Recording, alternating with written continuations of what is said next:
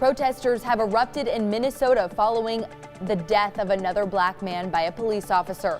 We have updates on what the police say happened when Dante Wright was shot. We're also talking about demonstrations here in the Inland Northwest.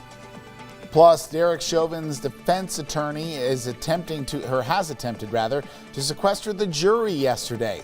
He argued the unrest over another police shooting would influence them. We'll tell you what the judge said yesterday and what can be expected in court today.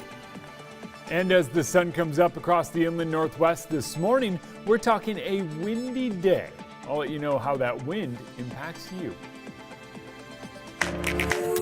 Up with KREM begins now. 6:30 on your Tuesday morning. Thanks for hanging out with us. Well, two more big names have been added to Northern Quest's Pepsi Outdoor Summer Concert lineup.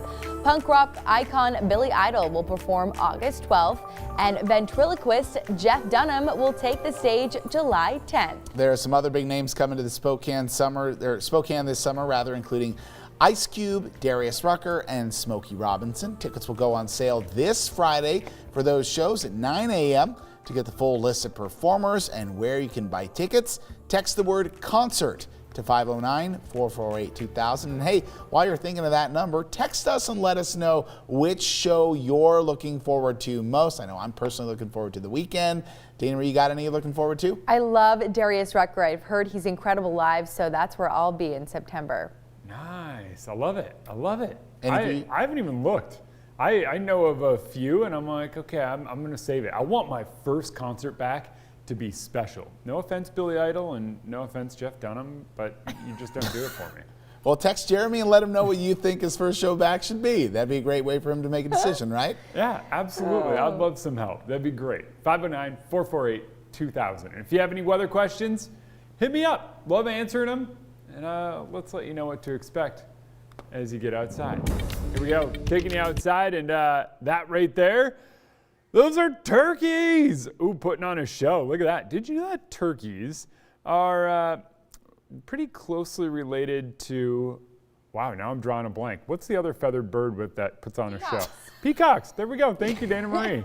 Yelling from the other side of the studio. Wow, look at those things. They do look like peacocks. There's a sign of spring right there. We all know what they're trying to do, those men strutting around. Oh, are they going to fight? Oh, wow. I could do all morning with this. All right. And then there's the lady on the side doing what ladies do, just ignoring the men flaunting themselves. So there you go. All right, let's dive into weather. Early on this morning, you can see wind starting to pick up there in Coeur d'Alene, and wind early this morning has done a decent job of keeping our temperatures mild. Coeur d'Alene, you sit at 34, Sandpoint 36, here in Spokane 37 and 39 over in Moses Lake. We've got wind picking up today. We'll see wind gusts 30 to 35 miles per hour today in Spokane.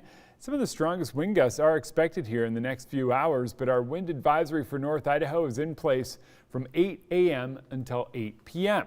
Your blowing dust advisory for Central Washington is in place from 11 a.m. to 8 p.m., and that is just for the possibility of some blowing dust, visibility down below a mile and even down to a quarter mile at times. In North Idaho, the possibility for some small tree limb damage, but that's really about the extent of it. Other than that, it's sunny and beautiful as we head through the day today, so it's just a bit windy, and with the wind out of the north and northeast, keeps our temperatures a little cooler than they otherwise would be. We'll be in the 50s today, but coming up, I'm going to let you know when the wind dies down, what that means for our temperatures later this week. Here at 6:33 this morning, the death of an unarmed 20-year-old black man near Minneapolis on Sunday has set off another round of protests across the country. Protesters marched near Pioneer Square in Seattle last night. Seattle police said the group vandalized and damaged businesses throughout the neighborhood. Police say multiple businesses along Fifth Avenue have been vandalized as that group marched southbound as well. Officers gave a warning to the group to not block traffic and keep the demonstration peaceful. And more than 100 people gathered at the waterfront in downtown Portland last night, also in solidarity with the demonstrations in Minnesota. Meanwhile, Brooklyn Center Police released this body camera footage of Sunday's killing. They say they pulled over Dante Wright for expired tabs. The police say that's when they learned he had a warrant for a misdemeanor. They say Wright tried to get back into his car and leave. Officers tried to stop him. An officer then yelled, taser, but a gun was fired instead. As I watched the video and listened to the officer's commands, it is my belief that the officer had the intention to deploy their taser, but instead shot Mr. Wright with a single. Now, Wright's aunt does not accept the shooting as being accidental. She spoke over the phone saying that officers should know the difference between a stun gun and a real gun. Police say the officer who shot Wright is Kim Potter, who has been on the force 26 years. She's also head of the police union. The prosecutor handling the case says if charges are appropriate, he will file them today or tomorrow. The trial of former Minneapolis police officer Derek Chauvin continues today. Yesterday, George Floyd's younger brother, Floyd, was overcome with emotion as he told jurors about the close relationship Floyd had with their mother, who died in 2018. He was just kissing her and just kissing her. He didn't want to leave the casket. And everybody was like, come on, it's going to be okay. The spark of life testimony came ahead of a use of force expert who says it was unreasonable for Derek Chauvin to hold Floyd down for more than 9 minutes last May. Cardiologist Jonathan Rich echoed previous medical testimony that Floyd's heart stopped during low oxygen levels caused by the officer's actions and not drug or underlying health conditions, as the defense suggests. So in other words, if he had gotten in the squad car, he'd be alive. Had he not been restrained in the way in which he was, I think he would have survived that day. I think he would have gone home. The defense is expected to start its case today as officials ramp up law enforcement presence across the Twin Cities. Well, we're going to cover the trial live after it starts at 7 a.m. on the CW22. In national news this morning, with Congress returning to Washington this week, President Biden is stepping up his push to sell his multi-trillion-dollar infrastructure proposal. Today, he invited a group of this week, he invited a group of lawmakers to the White House, where the administration released a state-by-state list of infrastructure needs. Now, this time, he is meeting with members of the Congressional Black Caucus about his jobs and infrastructure plan. Yesterday, Senate Majority Leader Chuck Schumer pushed for bipartisan support for President Biden's infrastructure plan. Again, this very important work should be bipartisan. This is an issue that affects all 50 states. Our two parties used to agree on the need to reliably invest in infrastructure. We should be able to do that again. The president is proposing corporate tax hikes to rebuild roads and bridges, fuel affordable housing, and create jobs. Republicans are calling it a job-killing slush fund. President Biden says he's willing to negotiate, but could pass the plan with only Democratic votes. 6:37 now. It's time for your speed feed. One of my favorite parts of the show, stories you'll see on social media today.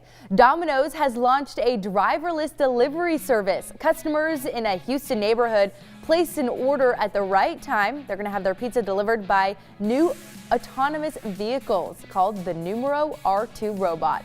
Once the R2 arrives, customers enter their PIN on the bot's touch screen to grab their pizza. Very, very futuristic there.